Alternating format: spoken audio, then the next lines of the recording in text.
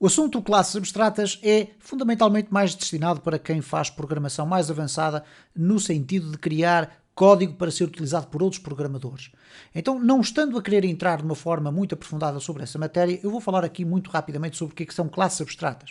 Uma classe abstrata é constituída por uma implementação parcial dos seus métodos e a partir do qual as outras classes podem crescer. Isto é, classes que são herdadas a partir de uma classe abstrata podem depois ter implementações adicionais. Mas há aqui um aspecto muito interessante. Quando uma classe é declarada como abstrata, isso significa que ela tem métodos incompletos, que obrigatoriamente têm que ser implementados nas classes que as herdam. Isto é, nós não vamos criar numa classe abstrata, tradicionalmente, não vamos criar a implementação de um determinado método. Vamos dizer, no entanto, que métodos é que vão ter que ser obrigatoriamente escritos para todas as classes que são uma herança dessa classe abstrata. Então vejam aqui este caso concreto. Uma classe abstrata forma e ela começa por ser abstract class forma.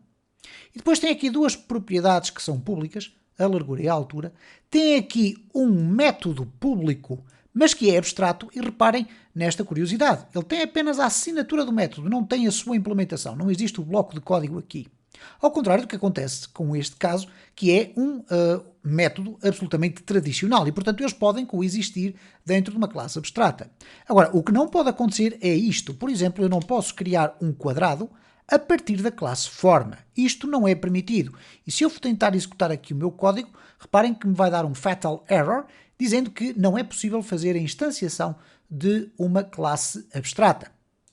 Bom, neste caso, eu vou aqui comentar para não termos o erro, o que eu posso agora fazer é, por exemplo, criar a classe retângulo, que é uma extensão da classe forma.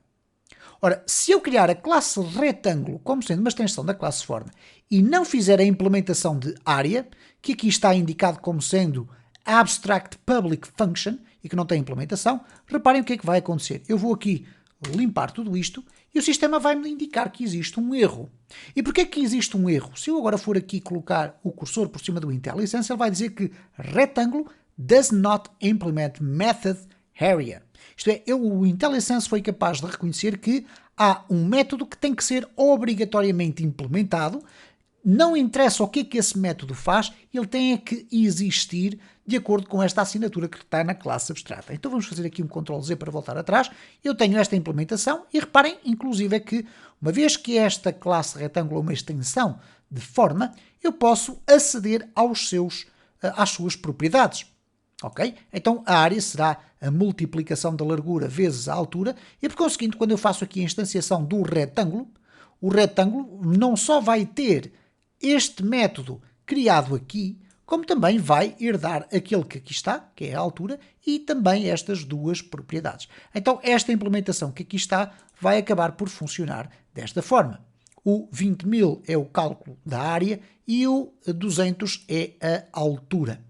Bom, a altura porque aqui diz simplesmente return this altura.